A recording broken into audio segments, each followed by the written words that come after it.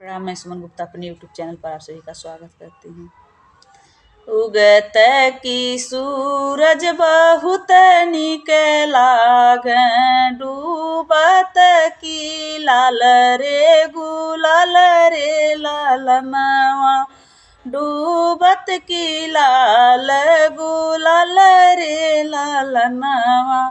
कैसे के आई बहिना तोहरे ही देशवा, अरे तोहरे ही देशवा। सासु तोहर बड़ी पापी रे लालनवा।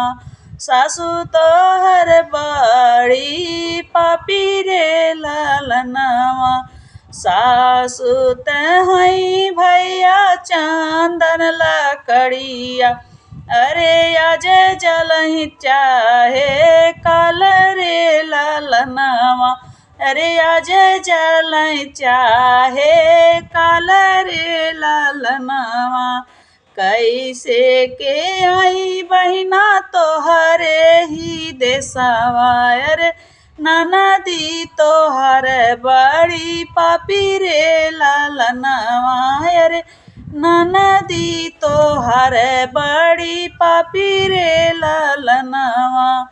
ननदी तहई भैया बन के चिड़ैया, अरे आज उड़ चाहे कल रे लालनवा। अरे आज उड़ चाहे कल रे लालनवा। कैसे के आई बहिना तोहरे ही देशवा, अरे तोहरा देवरा बड़ी बटे बड़ी बाकी रे लालनवा। अरे तोहरा ही देवरा बटे बड़ी बाकी रे लालनवा। देवरात बटे भैया आधे ही से धरवा, अरे आज बाटे चाहे काल रे लालनवा। अरे आज बाट चाहे काल रे लालनवा। देवरात बट भैया आधे ही से धरवा, अरे आज बाट चाहे काल रे लालनवा।